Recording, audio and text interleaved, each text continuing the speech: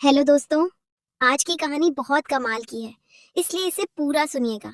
मेरा नाम जतिन है और मैं एलवी विभाग में काम करता हूँ। मेरी एक खूबसूरत पत्नी और 1 साल का प्यारा सा बेटा है। हमारी शादी को 3 साल हो चुके हैं। हम दोनों ने लव मैरिज की थी, इसीलिए शादी से पहले ही मेरी पत्नी के घर पर मेरा आना जाना लगा रहता था। मेरी पत्नी का परिवार छोटा था और हमारे घर से बस 2 या 3 किलोमीटर ही है। उनके घर में उनके माता पिता और एक छोटी बहन थी। उसकी छोटी बहन से तो मैं शादी से पहले ही काफी घुल मिल गया था। मेरे ससुर जी रिटायर्ड टीचर थे और सासू माँ हाउसवाइफ थी और मेरी साली साहिबा बीए कर रही थी। ससुर जी के रिटायरमेंट के बाद जो पैसा मिला उसे उन्होंने समझदारी से निवेश किया, जिससे घर की स्थिति काफी अच्छी हो गई थी। अब वह अपने एक दोस्त के 8 साझेदारी में बिजनेस करते हैं, इसलिए दिन भर व्यस्त रहते हैं। मैं भी एक अच्छी पोस्ट पर रेलवे विभाग में नौकरी करता हूँ और मेरी पत्नी भी एसबी बैंक में कॉम मैनेजर के पद पर नौकरी करती है। हमारे बेटे की देखभाल की जिम्मेदारी मेरी सासू माँ ने खुद ही उठा ली। क्योंकि हम दोनों ही नौकरी करते हैं तो हमारे बच्चे को संभालना थोड़ा मुश्किल हो जाता है।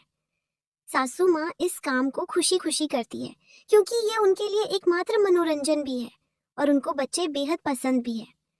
सच कहूँ तो मेरी सासू माँ ने खुद को बहुत अच्छे से मेंटेन किया हुआ है। उन्हें देखकर कोई नहीं कह सकता कि उनकी 2 बेटियां हैं और उनकी उम्र 40 साल है। उनका शरीर पहले से ही एक मलयालम अभिनेत्री जैसा है, इसीलिए उनकी डिलीवरी के बाद भी उनके शरीर पर ज्यादा असर नहीं पड़ा। उनकी लंबाई करीब 5 फीट 5 इंच है।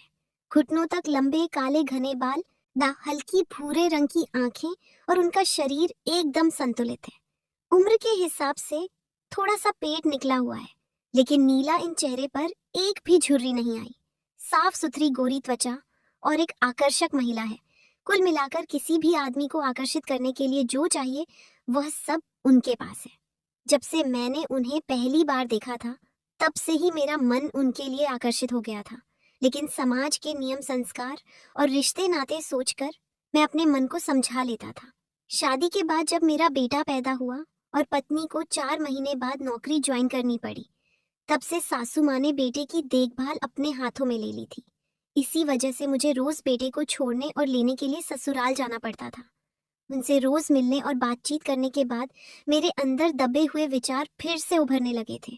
तब मैंने ठान लिया कि एक दिन उनसे अपने मन की बात जरूर कहूंगा। कई दिनों तक तो मैंने कोशिश की, लेकिन हिम्मत नहीं जुटा पाया।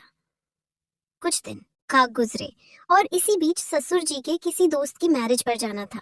ससुर जी खाने पीने के शौकीन थे और दारू वारू भी पी लेते थे, इसीलिए वह शादी में 7 दिन पहले ही चले गए। ससुर जी शादी में कुछ ज्यादा ही दारू ना पी ले, इसीलिए सासू माँ ने ससुर जी का ख्याल रखने के लिए अपनी छोटी बेटी को भी साथ ही भेज दिया। घर में सासू माँ अकेली रह गई थी, इसीलिए मैंने और मेरी पत्नी ई ने सोचा कि जब तक ससुर जी नहीं आते तब तक हम सासू माँ के घर ही रहेंगे। हम दोनों को ही नौकरी से शाम के 5 बजे छुट्टी हो जाती है, लेकिन मेरी ड्यूटी मेरे शहर में ही होने की वजह से मैं अब 5 बजकर 30 मिनट ही घर आ जाता हूँ। लेकिन मेरी पत्नी की ड्यूटी शहर के दूसरे ब्लॉक में है, इसीलिए वह वहां से 5:15 बजे बस से शहर आ जाती है और मैं इनको बाइक से घर ले आता ही हूँ। आज हम घर में सिर्फ मैं और मेरा बेटा और मेरी सासू माँ रह गए थे। जब भी मैं अपने ससुराल से अपने बेटे को लेने जाता था, हाँ, तो मैं वहां से चाय जरूर पीता था और चाय मेरी साली साहिबा बनाती थी। आज शाम जब मैं ससुराल गया तो मेरा मन चाय पीने के लिए ओ किया, लेकिन मेरी साली साहिबा तो ससुर जी के साथ शादी में गई थी, इसीलिए आज चाय सासू माँ बनाने वाली थी। वह किचन में चाय बनाने के लिए गए। चाय बनाने के दौरान अचानक किचन में से जोर से गिरने की आवाज आई। जब जाकर देखा तो सासू माँ जमीन पर गिरी हुई थी। जब वह ऊपर से चीनी का डिब्बा उतारने की कोशिश कर रही थी, तभी पैर फिसल गया और वह गिर गई। उनके पैर में चोट आ गई थी, जिससे चलने में दिक्कत हो रही थी। तब मैंने उन्हें सहारा देकर उठाया और बाहर के कमरे तक ले गया। सासू माँ ने कहा, बेटा बहुत तकलीफ हो रही है, कुछ मलहम या दवाई दे दो। वहां उस कमरे की अलमारी में सब कुछ रखा होगा। मैं तुरंत अंदर गया और मलहम उठाकर ले आया। मैं तुरंत अंदर गया और मलहम उठाकर ले आया और अपनी सासू माँ के हाथों में दे दिया। उन्होंने मलहम अब तक हाथ में लिया और लगाने लगी। कुछ पल सोचने के बाद मैंने कहा, अगर आपको कोई परेशानी ना हो तो मैं लगा देता हूँ। वह हल्का सा मुस्कुराई और बोली, बेटा अगर तुम चाहो तो लगा दो। मैंने मन में सोचा कि इसी बहाने आज पैर छूने का मौका मिलेगा। बाकी बातें बाद में देख लेंगे। फिर मैं उनका पैर अपने हाथों में लिया और तलवे पर हल्के हाथ से मलहम लगाकर मालिश करने लगा। उनके चेहरे पर संतोष के भाव दिखाई दे रहे थे। दर्द वाली जगह पर हल्के और बाकी हिस्सा पर थोड़े जोर से दबा देते हुए मैं मस करता रहा। थोड़ी देर के बाद मैंने उनसे पूछा, अब कैसा लग रहा है माँ जी? उन्होंने कहा, बहुत अच्छा लग रहा है। मैंने पूछा, और करूं क्या? उन्होंने तुरंत कहा, हाँ, कर दो।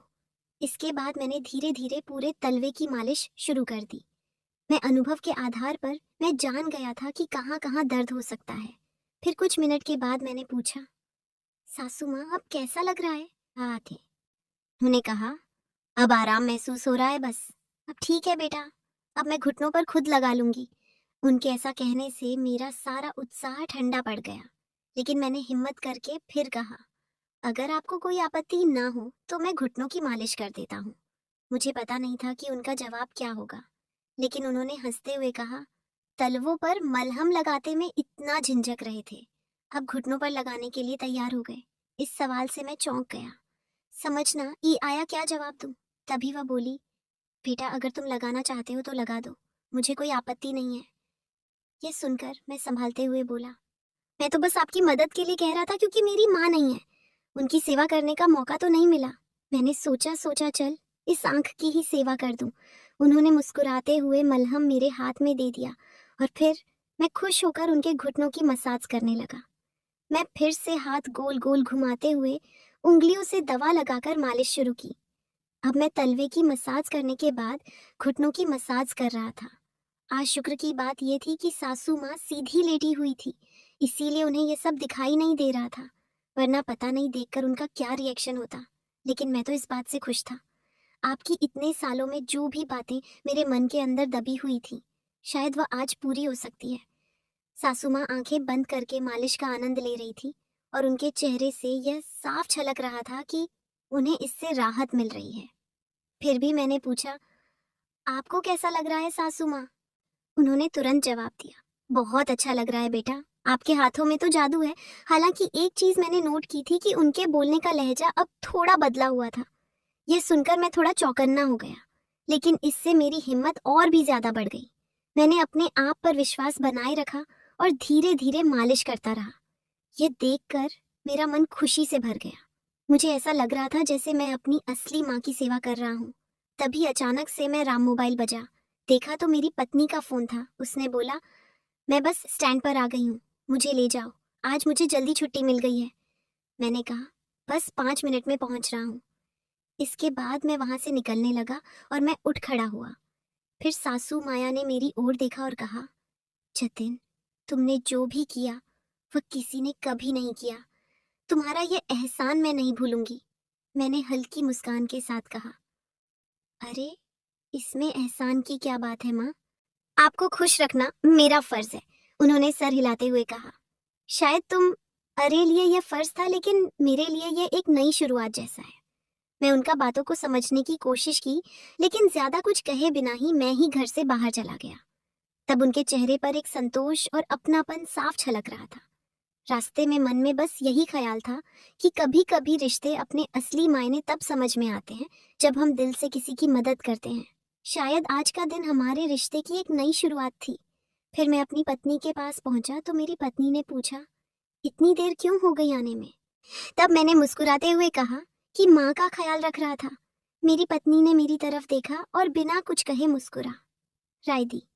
फिर हम दोनों ससुराल में आ गए और सासू माँ मुझे मुस्कुरा के देख रही थी। मेरे मन में एक अजीब सी शांति थी।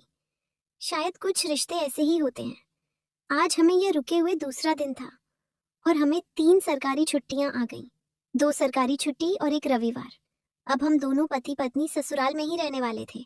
सासू माँ के गिरने की वजह से उनके पैर में मोच आ गई थी, जिससे उनको चलने में दिक्कत हो रही थी। इसलिए अब मेरी पत्नी ही माँ जी को कंधे का सहारा देकर इधर उधर लेकर जाती थी।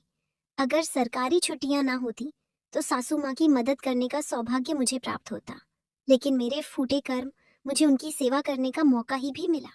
दोस्तों, मेरी कहानी कैसी लगी आपको? कमेंट करके बताएं।